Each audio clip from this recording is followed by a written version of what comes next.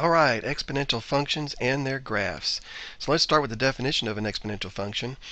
And it says that an exponential function f with base a, so this number we call the base there, the exponential function with base a is denoted by f of x equals a raised to the x power. Now this is different from a power function because you may remember that a power function looks like this. So the variable is the base for a power function, but with an exponential function, the variable is the exponent. So let's talk about how some of these graphs of exponential functions look. Okay, so I have y equals a to the x, and let's get a slider for a. And I'll set my minimum to be 0. Okay, so let's graph it and see what it looks like. Well, this explains why a can never be 1. Because 1 to any power is just a constant. So that's not a very interesting function. So a can be any positive number except 1. Okay, and look what happens as the base increases. The shape is kind of the same, isn't it? But as soon as I go between 0 and 1, it flips over and it starts to decrease as I read from left to right. If as soon as I'm greater than 1, it increases. And the bigger a gets, the steeper the increase. Which makes sense because, say, 100 being raised to x is going to go up faster than 2 raised to x. Okay, so what would happen if I change that to negative x? Well, now it's all decreasing because I'm raising it to a negative exponent. Okay, so if it's a to the negative x, it's exponential decrease, and if it's a to the positive x, it's exponential increase. Okay, so there's an example of y equals a to the x. And remember that a is always positive and a is never 1. Okay, now you can also solve exponential equations where the variable is in the exponent. Let's take a couple of examples here. To solve this, I need to try and get the base on the left the same as the base on the right. Well, 9 is 3 squared. And once I have that situation where the base on the left is the same as the base on the right, I just drop them, and I set the exponents equal to each other. So x equals positive 1, right? Okay, how about this? Well, I can rewrite 1/2 as 2 to the negative 1 raised to the x, and I can rewrite 8 as 2 cubed. That means that 2 to the negative x equals 2 to the third, which means that negative x equals 3, so x equals negative 3. So when you're solving exponential equations, you need to make the bases the same on the left side and the right side. Then you set the exponents equal to each other. Okay, we can transform exponential functions just like any other function. We can shift it left or right, up and down. We can do a scale change vertically or horizontally. So if we started with y equals 2 to the x and I subtracted a number from x, then it would move it to the right. So let me show you how. Okay, so here's y equals 2 to the x, and then if I do y equals 2 to the x minus 3,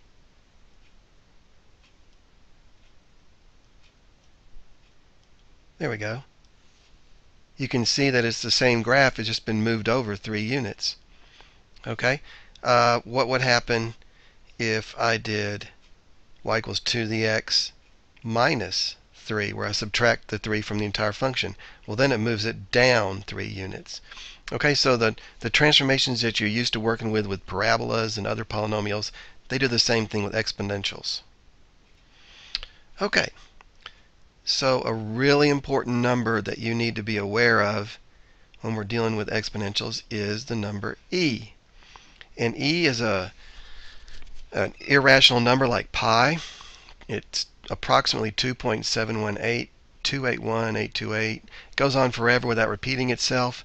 And the way we get e is if I go 1 plus 1 over n raised to the n power, and I take the limit as n gets closer to infinity, that gives me the number e.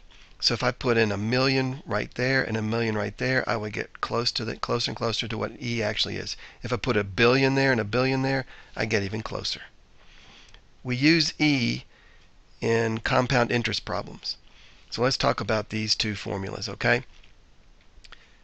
For interest of money, you have a principal amount, that's the amount you initially invest, times 1 plus the interest rate over the number of times you calculate the interest per year, raised to that n times the number of years. Okay? So here's your principal. That's the initial amount you're starting with.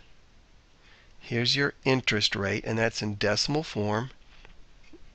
This is the number of times you compound, you calculate your interest per year, and t is the number of years you leave it in your account, and a is your final amount. Okay? Well, you can compound things annually, which means once a year, quarterly, 4 times a year, monthly, which means 12 times a year, daily, or you can compound it continuously, which means an infinite number of times per year. And for continuous compounding, we have a special formula involving e. The final amount of money is the principal times e raised to the RT. So let's do some problems with this, okay? We have a total of $12,000 invested at an annual interest rate of 9%.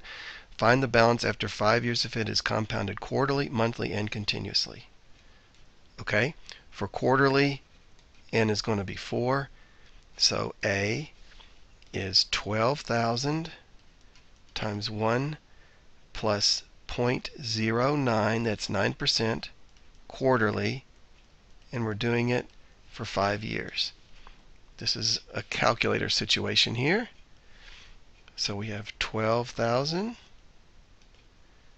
1 plus 0.09. Whoop, I did 0.90, didn't I?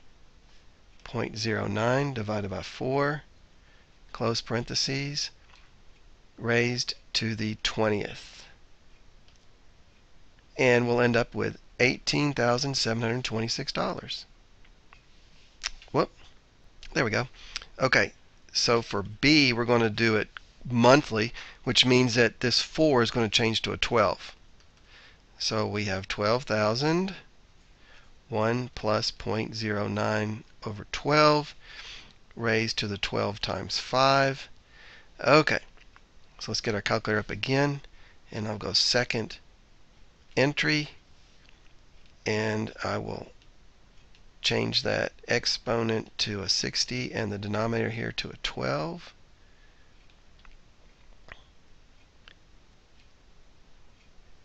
And there we go.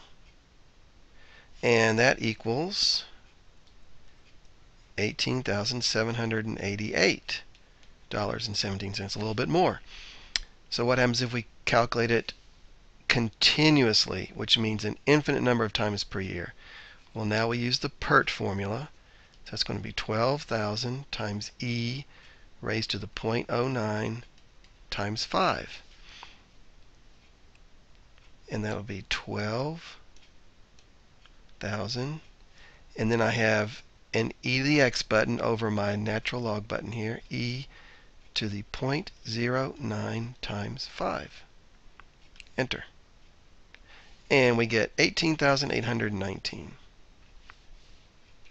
Okay, let's do one more problem. And instead of things growing with interest being compounded, let's look at things that are decaying.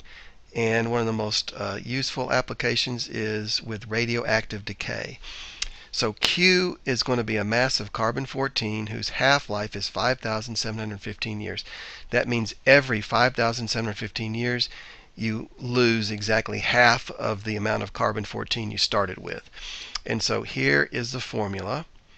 And notice that Q is equal to 10, and then we lose half every 5,000 715 years. So you put your half-life in the denominator of your exponent.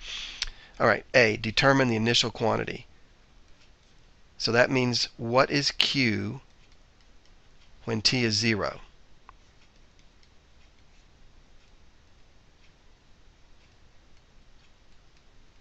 Okay, so anything raised to the 0 power is 1. So we start with 10 grams. So this number here will be your initial amount, okay? Determine the quantity present after 2,000 years.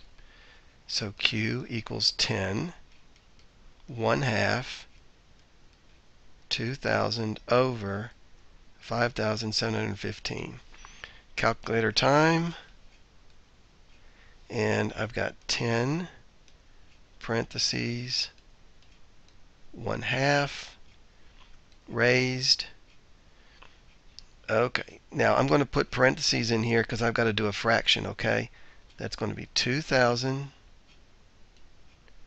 divided by the half-life, 5715, close parentheses for the exponent, hit enter, and we're going to have about 7.85 grams left after 2,000 years.